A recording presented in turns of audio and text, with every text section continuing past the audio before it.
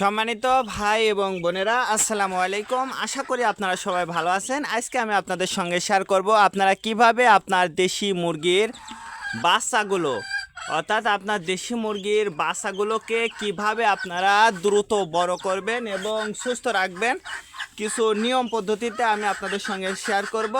তো অবশ্যই আপনারা যারা দেশি মুরগির খামার করেছেন বা করবেন, যাদের মুরগির বাচ্চা উঠেছে বা উঠবে, তে এরকম যারা খামার করতে চাচ্ছেন বা খামার আছে, আমি তাদের উদ্দেশ্যে বলবো যে আপনারা অনেকেই কিন্তু মুরগির বাচ্চাটা ঠিকমতো বাঁচে না, মুরগির বাচ্চাটা মারা যায়, এইরকম সমস্যাটা কিন্তু সবচেয়ে বেশি হচ্ছে। তো সেক্ষেত্রে আপনারা কিন্তু খুব সহজেই কিন্তু আপনার মুরগির বাচ্চাগুলোকে কিন্তু আপনারা সুস্থ রাখতে পারবেন, তাও আবার কিছু নিয়ম পদ্ধতি মানলেই। তার কারণ নিয়ম পদ্ধতিটা কিন্তু খুবই গুরুত্বপূর্ণ আপনার মুরগি পালন করার ক্ষেত্রে। তার কারণ আপনি একটা বিষয় লক্ষ্য করবেন, যারা সোনালী মুরগি, ফার্মি মুরগি, ব্রয়লার মুরগি, লেয়ার মুরগি, যে মুরগিটাই পালন করে না কেন, তারা কিন্তু দেখবেন যখন বাচ্চাটা নিয়ে আসে, তাদের ডেকোরেশনটা দেখবেন যে কত সুন্দরভাবে তারা একটা লাইটের ব্যবস্থা করে, তারপরে খাবারের ব্যবস্থা করে, পর্যাপ্ত পরিমাণ খাবার এবং পুষ্টিকর খাবারের কিন্তু ব্যবস্থা করে থাকে। কিন্তু আমরা যারা দেশি মুরগিটা পালন করি, আমরা কিন্তু এইগুলো কিন্তু আমরা কখনোই করি না। আর এই না করার কারণে কিন্তু একটা বিষয় দেখবেন যে আমরা কিন্তু এই বিষয়টা না করার কারণে কিন্তু আমাদের মুরগির বাচ্চাগুলোকে কিন্তু আমরা বাঁচাইতে পারি না। আর এই মুরগির বাচ্চাগুলো যদি আমরা বাঁচাইতে না পারি, সেক্ষেত্রে কিন্তু আমাদের খামারটাও কিন্তু ভবিষ্যতে আগায়া নিয়ে যাওয়া সম্ভব হবে না। তার কারণ আমাদের বাচ্চার উপরেই কিন্তু আমাদের খামারের ভবিষ্যৎটা কিন্তু নির্ভর করে থাকে বা নির্ধারিত হয়ে থাকে।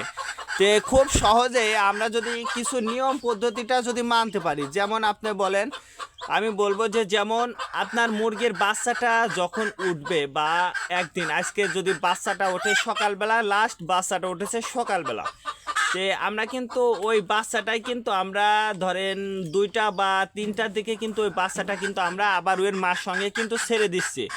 আর যখনই ওর মার সঙ্গে আমরা ওই বাচ্চাটা ছেড়ে দিচ্ছি, তখন কিন্তু ওই মুরগি বা ওই মুরগির বাচ্চাটা কিন্তু ওর মা নিয়ে কিন্তু ঘুরে বেড়াচ্ছে। কিন্তু এক্ষেত্রে একটু লক্ষ্য করেন যে যখন কেউ ব্রয়লার মুরগি, সোনালী মুরগি, লেয়ার মুরগি যখন কেউ বাচ্চাটা নিয়ে আসে, তারা কিন্তু নিয়ে আসেই কিন্তু ওই বাচ্চাটা কিন্তু ছেড়ে দেয় না। দেখবেন যে সুন্দরভাবে বোর্ডিং করে, নিচে তুষ দেয়, তারপরে পত্রিকাটা পেরে দেয়, সুন্দরভাবে আলোর একটা ব্যবস্থা করে। কিন্তু সেক্ষেত্রে আমরা দেশি মুরগির বেলায় কি করি, আমরা কিন্তু দেশি মুরগির বেলায় ওই মুরগিটা, যে মুরগিটা সকালবেলা বাচ্চাটা উঠেছে, ওই মুরগিটা যে আমরা একদিন রেখে দেবো ওর মার কাছে, যাতে পর্যাপ্ত পরিমাণ তাপটা হয়, এই জন্যে যে রেখে দেবো, আমরা কিন্তু সেটাও দিই না। না দিয়ে আমরা কিন্তু তার মার সঙ্গেই কিন্তু বাচ্চাটা ছেড়ে দিই। তারপরে আমরা খাবারের বিষয় আসি। এই মুরগিটা কিন্তু, যে মুরগিটা আমরা ছেড়ে দিলাম, ওই মুরগিটা কিন্তু পর্যাপ্ত পরিমাণ তাপ হলো না। যদি আপনার মুরগির তাপটা যদি ঠিক থাকতো, তাহলে কিন্তু একটা মুরগির বাচ্চাও কিন্তু মারা যায় না। তো আমাদের মুরগি কিন্তু তাপটা কিন্তু পর্যাপ্ত পরিমাণ পেল না। তারপরে কি সমস্যা হলো, আমরা এবার খাবারের দিকে আপনাকে একটু বলি।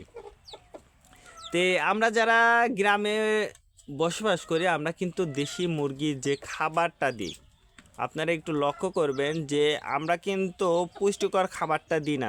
যেমন আমরা কি খাবার দিই, আমরা খুদ দিই। খুদটা কিন্তু আপনার দেশি মুরগির খাওয়ানো যায়, কিন্তু প্রথম অবস্থায় যদি আপনার খুদটা দেন, দেখবেন যে ওই মুরগির হজম শক্তিটা খুব একটা ভালো না। তে মুরগির ওই খাবারটা কিন্তু মুরগির বাচ্চাটা ঠিকমতো হজম করতে পারে না। তে ওই খাবারটা যেটা দিলেন, ওইটা কিন্তু অনেক সময় 1 দিন বা 2 দিন পরে দেখবেন ঠিকমতো হজম হয়। তো এক্ষেত্রে যদি, হ্যাঁ আপনারা খুদ খাওয়াবেন, ঠিক আছে, খুদ খাওয়ানো কিন্তু ক্ষতি, কিন্তু উপকারের দিকটা আগে আমি একটু বলি খুদ খাওয়ানো।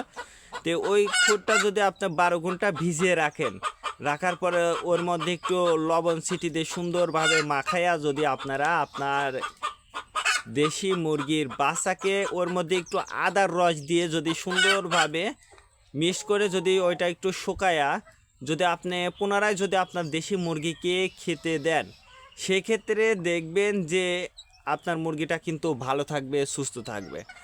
আর বা ওই খুঁটটাই কিন্তু আপনি আপনার দেশি মুরগিকে কিন্তু খাবার হিসেবে কিন্তু দিতে পারবেন খুব সহজে। কিন্তু আমরা কিন্তু সেটা করি না, আমরা ডাইরেক্টই কিন্তু খুঁটটা কিন্তু খেতে দিই। তো এই ডাইরেক্ট খুঁটটা খেতে দেওয়ার কারণে কিন্তু আমরা কিন্তু আমাদের মুরগির বাচ্চাগুলো আসলে নিজে হাতে মেরে ফেলা দিই।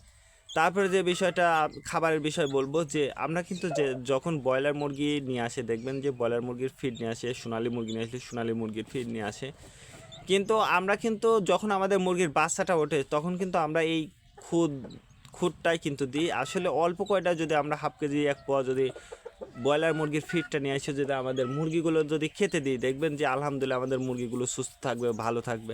আপনি কিছুদিন পরে আপনি খুদ খাওয়াইতে পারেন, কিন্তু প্রথম অবস্থায় অবশ্যই আপনারা চেষ্টা করবেন না খুদ না খাওয়ানোর জন্য। তাই আজকে এ পর্যন্ত, ভালো থাকবেন, আল্লাহ হাফেজ।